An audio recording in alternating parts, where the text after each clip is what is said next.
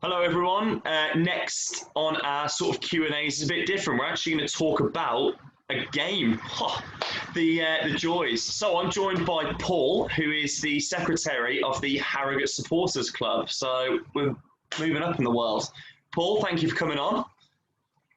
Thank you for having me. Thanks for the invitation, and I'll enjoy speaking about one of our very first Football League fixtures. Yeah. Obviously, for Walsall fans, we were all kind of hoping that we'd tick off a new stadium. Then we drew you early in the season, and then weren't too bothered because we'd be at Doncaster. So it's been a bit of a we need you to stay up so we can go for the away day next season. Indeed. I would like to say, particularly after we won 4-0 at the weekend, it's a great start. I would, without sort of saying too much, I'd like to think I'm relatively confident that we'll be staying up so you can visit us next season. Yeah. Well, we will get on to that. But we're going to start off with something you probably won't ever tire of talking about, but the successful 1920 campaign that you had. So what sort of, how did that come about? Because I don't think anyone, at least from maybe outside of the National League, would have thought, Harrogate are going to get promoted this season. Yeah, well, we were building slowly. We did reach the playoffs the previous season, but were eliminated at the early stages of the playoffs. Made a few signings over the summer, and the vast majority of them turned out to be really good ones. And although we started the season relatively patchily, we were really good from Christmas onwards. Started to chase Barrow down and felt that we possibly had a chance of getting to the summit of the league and an automatic promotion, because as you probably know, you've got to top that league to go up automatically. We hadn't quite caught them by the time of the lockdown, and so we were stuck in second, and we didn't know whether the playoffs were going to go ahead or whether we were just going to go up because we were second, or whether nothing was going to happen. In the end, we got a kind of the middle ground, which was a sort of a fair chance to play in the playoffs as the second place team. Won the semi-final, and then did really well at Wembley, beating Notts County 3-1. Which is great because everyone wanted you over Notts County. Well, it's always nice to be the little club and the underdog. And the great thing was, I think we thoroughly deserved to win that day. First half we were absolutely terrific, and ran out 3-1 winners in the end. And so we were very proud. Once again, that was the first time the club had ever played at Wembley. Again, as a fan, it was difficult because you're thinking, well, we can't go. But I suppose now we've won it and we've got up and into the big league. I suppose we have to take it, don't we? Because there was a worry that for every one of me, there's 20 Notts County fans. Yeah. That may have been a problem at Wembley if they let everyone in. It might have seemed like an away game. Yeah, I think it's tough. We've only been to Wembley once, back in 2015, I believe. It was 14 or 15. Yeah, it was the 14-15 season. And it would have been heartbreaking not to go, but that was in the Johnson's paint. And I think it's a bit different when it's in the Johnson's paint than playoffs and winning in the playoffs, especially for yourselves where you've gone from non-league football to a football league club. You've sort of got, the reward is something that soon you'll be able to see because you'll be able to get back into the stadium. It's not like a one-off cup game that's it. You win or lose that match, that's it. At least you've got that reward of, we're in the football league now. Absolutely, and it was obviously by far the biggest game in the club's history, and you're right, we've got a massive reward from it, and we're just looking forward to, everything that the season that brings, including our first home game in inverted commas against you on Saturday. Yeah. So what was it that sort of you feel got you promoted, whereas the season before you didn't quite get there? Was it better sort of standout players, or was it a team spirit? Was it like, what was the kind of the final push? Yeah, as I said, most of our signings in the previous summer turned out to be good ones. The two centre backs that we signed, once they'd got together, so it's Will Smith and Connor Hall. Great name to have on the starting lineup if you're playing Will Smith. Exactly. It doesn't come on any. He's not in black. Well, he's in yellow and black. Yeah, not black. So those two young centre backs gelled, and they've been a really good partnership. We signed John Stead as well from Notts County, who's a veteran of the Football League at all levels. 38 now, I think, and he actually, towards the end of the campaign, he got better and better, believe it or not, as he got even older. And he had a really good spring, and so he really helped. But there was the continuity there. Most of the other players were the same. The season before, although we reached the playoffs, that was our first season at that level. And so we were still building and learning. Yeah. So I think we put what we'd learned and into process, and we got even better in the following season. And we're just hopefully, well, you won't say hopefully, you'll see on Saturday, but people have started to watch us and say we're actually quite a good football inside. Yeah. So hopefully not after Saturday. That's fine, but we'll give it a miss at the weekend. Indeed, well, we'll just have to see. So, how's your summer recruitment been? Have you kind of tried to keep the continuity going? Has it been a case of, right, we need some Football League players to bring that experience in? What's sort of been the transfer policy? Yeah, well, we signed a few players, but we've signed sort of 3 or 4 players in various positions, but I'll probably skip over them for now because they haven't really been put into the first 11. We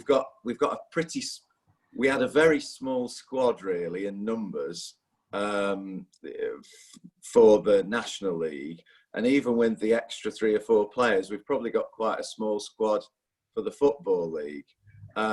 So it seems to be that we're bedding people in, and we're keeping faith with the people in the first 11 that got us up at the moment. Obviously, those other players may integrate, but really, it's just about the same team that will probably face you as a player in non-league. So we haven't gone for. We've been burnt before by taking players who were, have played further up the football leagues. I mean, Salford City have done a lot of that, haven't they? Signed players that have. Salford has signed every single player that is possibly available. So exactly, and they've got a bit more money than us. So only a little bit, only a little bit. Yeah. But we have got a bit of money, we must admit, or at least our chairman has. He's a house builder, and they tend to accumulate money, don't they? Yeah. Building firms.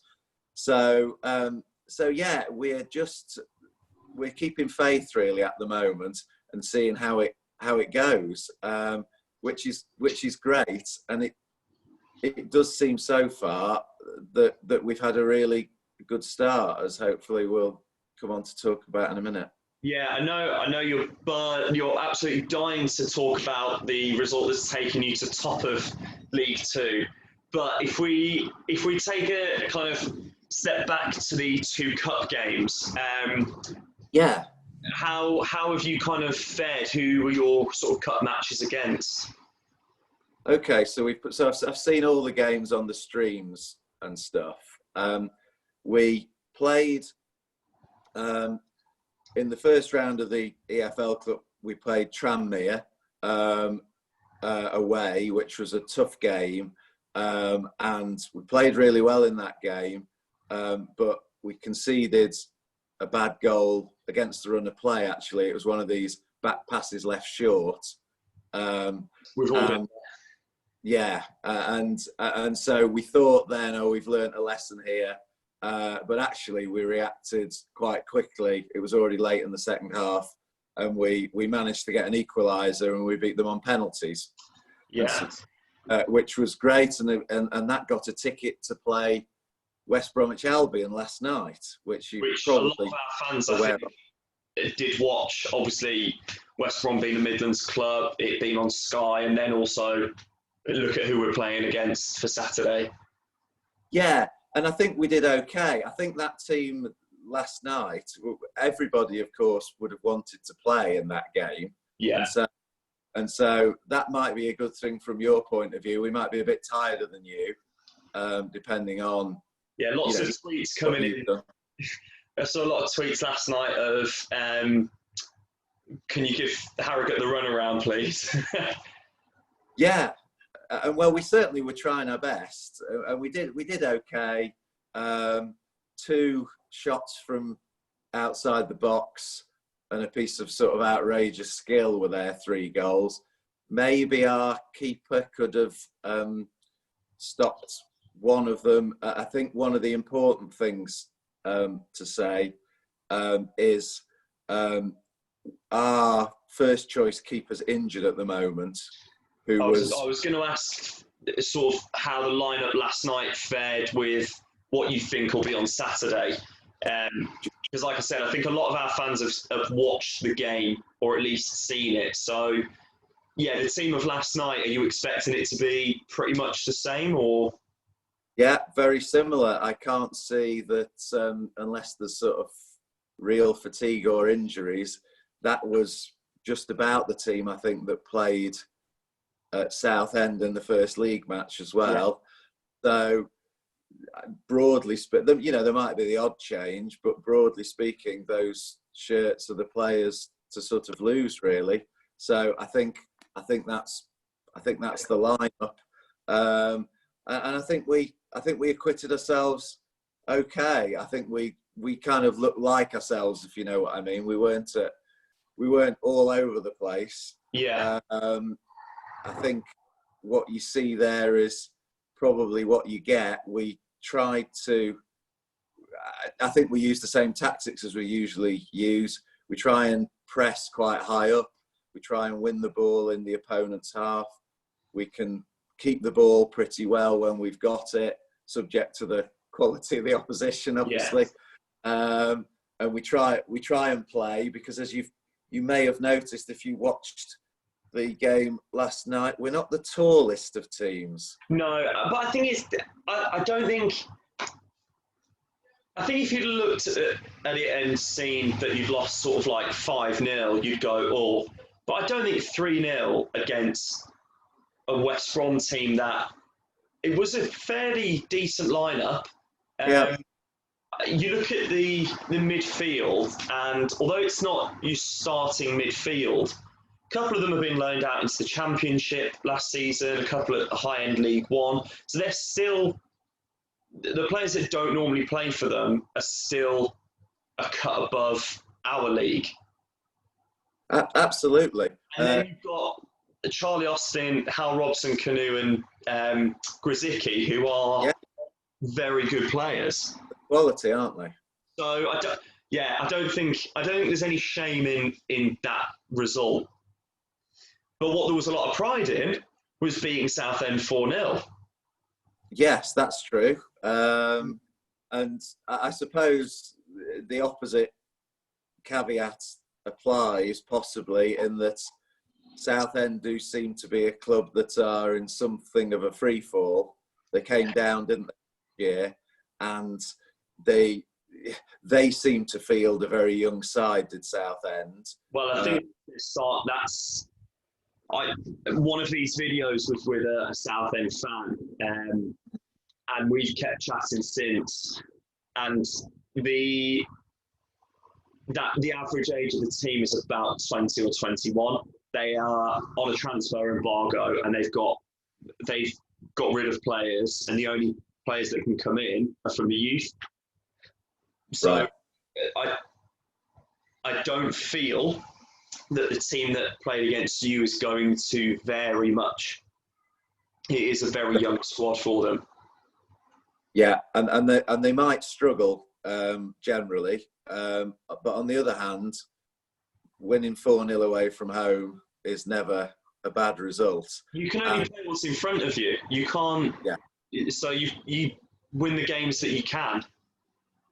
Yeah, and we played really well. We had the ball most of the time, and we played to the same principles that we played to against West Brom as well. And we had, apart from the goalkeeper as well, we've got no real injury problems at the moment, which I think might be crucial for us this season, because small squad, and in particular, we need to keep our best players on the park, which you might want to ask me who our best players are in a minute. I suspect you will. Sorry about that, but yeah. That's all right. So I think squad depth at the moment is huge for sort of any club, but I think the difference with yourselves and Barrow is that being National League clubs, you don't have the academy systems that EFL clubs can have.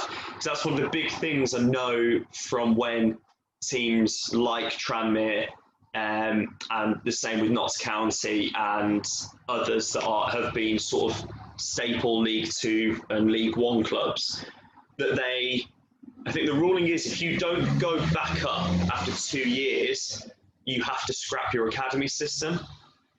Okay. So there is a big difference there between the clubs that, like ourselves, we look at our squad depth and we go, right, we've got our starting 11, we've got our bench, but then we've also got a good crop of youngsters that are making up a couple of those places and are pushing to get that. Whereas I feel the difficulty coming into League Two at the moment is that if you don't have an academy where you can almost bulk up the squad with some talented youngsters, you are at a disadvantage. Yeah, and I'm sure that will be. I mean, it's a function of, lots of the clubs in League Two, like yourselves, being very much established Football League teams for many, many years as well. Whereas, we're irrespective of what divisions we've been playing in, we're also quite a small club at the moment. Yeah. In terms of fan base and infrastructure, really. We were quite a small club in the National League. So to then make the next step up is... But this is what I think... This is why I know a lot of our fans want you and Barrow to do well, because you are the smaller clubs that are trying to do things right. You're trying to build a team. You're not overspending. You are doing things what will be classed as the right way. Yeah, and certainly for ourselves, we have had quite a lot of continuity with the players. We seem to have identified, really good footballers at National League North level and National League level, and lots of them have been with us for 4, 5, 6 years, and they've got better. Some of them have got better as the clubs got better, and actually, I think that's another reason why we did well last season. Is for some reason, 3 or 4 of them have just got better this year again, and that's just great. Whether that's improved training methods, we're a very fit side. What we lack in sort of stature, we make up for in running about. Yeah. And so, that's great as well. But you're right.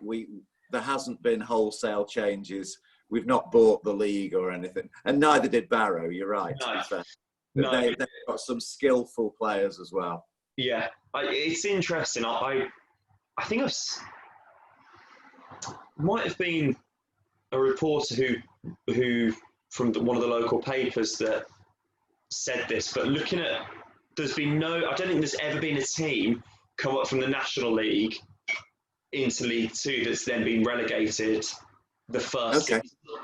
And I think momentum is key. I think it's, like you said, if you keep the continuity, you keep a squad of players that know how each other plays and they are used to winning. Winning breeds confidence. I've got no concerns about yourselves or Barrow this season. I think if he finished comfortably mid-table, that can be seen as nothing but a success. Yeah. That's really what we would like to hope to aim for. Really, I mean, mid-table, I think would be terrific. As you said, you do, because I do think once we get into the winter and testing the squad depth, it becomes more difficult, particularly once maybe transfer windows close and things like that. It becomes a bit more restrictive. I'm sorry, you'll have to forgive my ignorance about Football League transfer windows. It's not really. Well, it's all changed. It's all changed. It's all changed after COVID, right? So I think we're open till it's like the middle of October, but normally it's the same transfer deadline throughout the whole of the UK. So you big transfer deadline day, we're the same day. So I know the National League works different, and then obviously we have our January spell to be open again. But yeah, I think if you get through to the end of the season, you then look at the players that, really, John said if he stays after the next season, it'll be an incredible story. Yeah, well, yeah, he tends to come on now for the last sort of 25 minutes, half an hour. Yeah. And so I'm sure if he can do that this season as well, he might call it a swan song. Yeah. It depends. He doesn't carry any weight. Yeah. Right, looking ahead to sort of Saturday, what do you know about Walsall? Do you know much about the club? Are there any players that you think might be kind of our key players? Because I'll be honest, I don't really know the Harrogate squad. No, I'm afraid that my knowledge of Walsall is a bit similar, as regards individual players. I know that you had a good start, and you got 3 points on Saturday like we did. Yeah. No, you were comfortably mid-table yourselves last. Yeah. Whether I don't know whether that's something. I don't know how disappointed you were with that, or whether you were one of the favourites and disappointed or not. I think now that we've had a bit of time to look back and reflect, we were relegated. It was our first season in League Two last season. Right. And I think when you come down, the aim is obviously to go straight back up. But we had a completely new squad. We had a new chairman, a new manager, a new coaching team. Like everything from top to bottom changed. So I think one of the biggest things that fans are sort of saying now is that the difference that we've seen in the couple of cup matches and our league game is that you can see it's a settled squad. You can see that the players they know what they're doing, whereas last season it felt disjointed. I think we overestimated how much of a change can take to get started again. Because the second half of our season was very good, and the team that started on Saturday, I think were all here last season. There was no the new signings came off the bench. Yeah. And I thought we looked quite good. I think our problem is that we don't put our chances away. We created quite a few good chances, and we could have comfortably been 2-3-0 up and didn't. And then obviously, if you're only 1-0 up, the game can change by one quick counter attack or one lucky bounce or sort of a misplaced pass. So I think that will be what defines our season, whether we can kill off games when we've got the chance. Right. So have you changed the strike force then, or? No, but we've changed the formation. We're playing a 4-2-3-1, where a player that we had on loan last season, Rory Holden, was playing out wide, but he's a solid number 10. He's signed on a permanent and gone into that number 10 role, and it makes our attack have more numbers, but it also helps out defensively because our two centre mids will drop back. Right. So I think, it's going to be an interesting one because I think neither team really knows much about each other. So I think it's going to be quite an interesting watch. Yeah, we will be probably just the standard 4-4-2. That's how we've got most of our success. Occasionally, we might play a 4-3-3, but we've never really been able to do that consistently without sort of gaps appearing and players not quite understanding their roles. You want to stick to what you know early on. Yeah. And I think we've been doing that. I mean, we've got a player, Jack Muldoon, who was our leading scorer last year, and he can either play up front or he can play on one of the wings. And he was, although he scored twice on Saturday, he was on the left wing in a 4-4-2, and so he's the sort of player that you're tempted to change the formation for, because his best position is probably the left-hand side of a front three, if you see what I mean. But it's the rest of the team. It's a temptation. It's the team that comes first. Yeah. So, looking forward to it. Yeah, yeah, me too. It'd be nice seeing a new team. Sort of. I mean, I think we knew a lot of the teams anyway that were in League Two. There's a lot that we've played against over the years, and obviously last season as well. So it's quite nice to have a different team to watch. Absolutely. But, have you got? Can I just ask you? Are you quite a big side, a physical side? Do you play? What sort of style do you play? Because will it be a contrast? I think we play our best football when it's on the deck, because we've got tricky wingers, and we've got quite a bit of pace in the team. That three of the attack of the 4-2-3-1 is so much better ball at feet. I feel that if our scouting team's done it right, that if you are a shorter team, we'll probably go with Elijah Adebayo up front because he's 6'3". He's also good with the ball at his feet. And a lot of his goals last season and the goal against Grimsby are his positioning in the box for a tap-in. I will gladly take 20 goals from him this season where they're tapped in from within the 6-yard box rather than 10 screamers. But no, I think there will be times that we will try and get it up in the air, and I think we'll definitely be trying to make the most of set pieces. But the fact that we've got the pace on the wings, and the formation itself, we do try and keep it on the ground. Obviously, there are the times where it gets lumped forward because it's of course, but and we do the same because we have got the odd big player. We've got a big centre forward, and so we can go along to him if we want. So you've got to mix it up, of course. It's not, it's not El Clasico, is it? Yeah. So yeah, but it sounds though, I think it'll be a good matchup. Footballing game.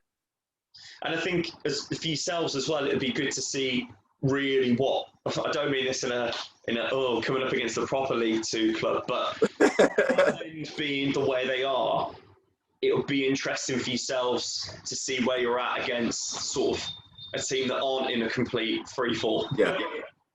I thought you were going to utter the phrase "with all due respect to Southend" then. No, well, yeah, I'll say, yeah, you know what I mean. But I do know what you mean, exactly.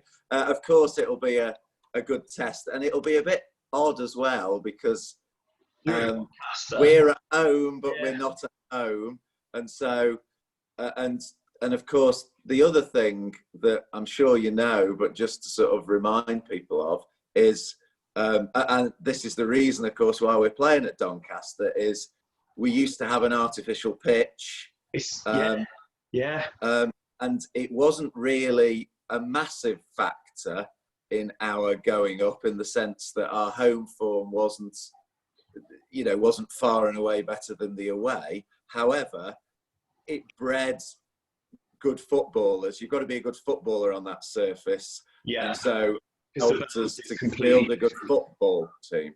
But that's gone. The grass is growing. We're at Doncaster. So I don't know whether that will... Obviously, people were talking about in COVID, is home advantage as good anymore? Yeah. And we're not even at home anyway. And so I think that the gap's narrowed anyway, hasn't it, between home and away? Yeah, I don't think... But I think also we'd have taken a lot if we were at... We'd have sold out the away end. Yes. Not that big. What is the... It's not that big. How many fans is it in the away end? Well, there might have been you might have got 1,000 in. Because when there's a new ground, our fans do like to travel. So I think, if you could stay up for next season, that'd be brilliant, because we all want to go and have an away day. Absolutely. And dare we hope, though, that we can come down and visit you. I don't have the fixture list to hand. Well, I'm not sure, but presumably it will be the spring sometime, won't it? I think I was looking up something, so I might be able to get it. Where are we? Oh, this app doesn't. What does it? Let me have I'm going to Google as well. Okay, I'll let you do, because for some reason mine seems to have run out. I've drawn a blank. I'm going to ask you for key player for Saturday and a score prediction. Okay. Key player. I would have to say our captain, Josh Falkingham, number 4. I've said we're not a very big... We've got you on the Friday the 2nd of April, so the bank holiday weekend. Okay, so there's just a chance that could be a really good away day for us. Yeah. And in the spring, and so maybe we'll meet then. But yes, player to watch, Josh Falkingham, number 4. We're a small team, and he's the very smallest of them all. But he can run games if you let him, and he's also... We're well known as quite a sort of a nice team generally, but he's the only one really that tends to wind the opposition up. So he's the one that you'll be, if you're not annoyed with him by the end of the game, then he probably hasn't done his job properly and he hasn't played well. So that's him. I'll say for the score, I won't go too gung-ho. I will say a 1-1 draw. Okay. Very diplomatic of you. Well, I think it's realistic as well, because you're an established club at this level, and I'm sure you will be a bigger test than Southend. We drew 1-1 with Tranmere. We drew really 1-1 with hope so. Tranmere and 1-1 with you. We certainly take that, I'm sure. Yeah, I think from our point of view, although, like you said, you're not the most established team, even when it was in the National League, but especially League Two, but you are on a very good run at the moment. Take the West Brom result aside, but I don't think you can really count that as your form anyway. No. But any team getting promoted is difficult to play against because they are on that confidence. I'd like to think that we can win because we want to be looking at the playoffs this season. And you want to go into sort of any game going, we can win this. But I do think a 1-1 draw is probably the result I'd have gone for, or a sneak and a 2-1. But I think it's going to be close. I think it'll be a close match.